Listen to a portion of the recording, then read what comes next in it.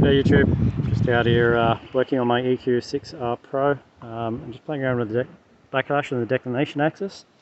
I just wanted to share some things that I've noticed in the hopes that it might help others.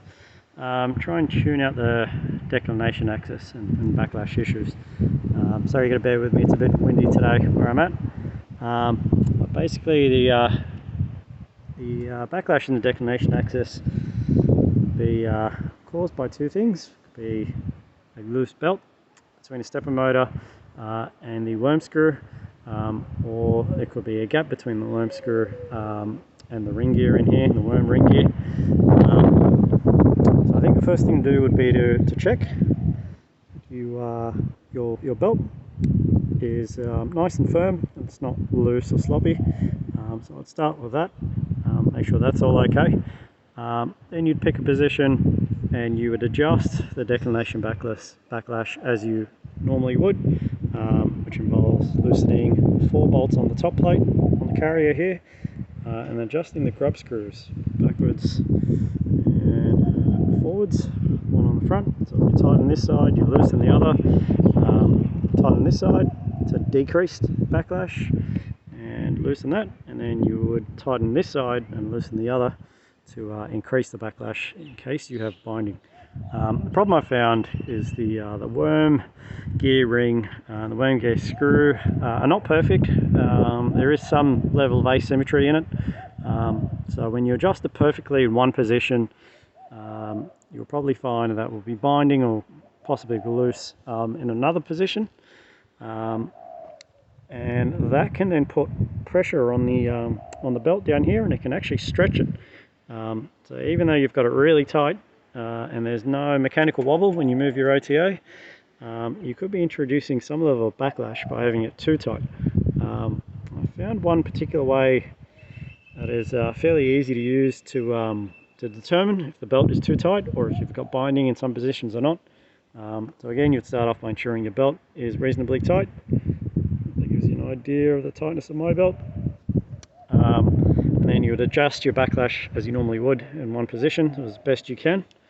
And then what I do is go through with the hand controller and set the rate to 2, and I'll just tap the declination axis, watching the worm gear screw on the top. So each time I push the declination button, the stepper motor moves a little bit down the bottom, and I'm watching the same movement on top. And what I do is I'll tap it, and then I'll tap it in the opposite direction. I make sure each time I change directions that this worm gear screw gear here also changes directions. And if your belt is too tight, or the friction, sorry, not the belt, if the worm gear screw itself is starting to bind with the main ring gear, you'll find it'll stretch the belt enough that this won't move for 1 or 2 taps. So 1 or 2 taps worth of backlash of the button it'll take to move that gear, and you know it's then too tight and you need to back off. I'll then go set the rate to 9, and I'll move the declination axis 45 to 90 degrees. And then I'll check that position as well. We go back down to 2, and we'll do the same thing here. Just tapping the declination button, and I'll tap the other way. We ensure it moves, and we change directions. I don't know if it's easy to see on camera or not.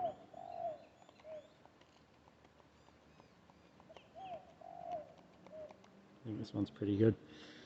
So if you do that in multiple positions, you'll know if you have any binding issues, any issues of the belt stretching at any particular position in the declination, because by the time the stepper motor stalls, that's way too late.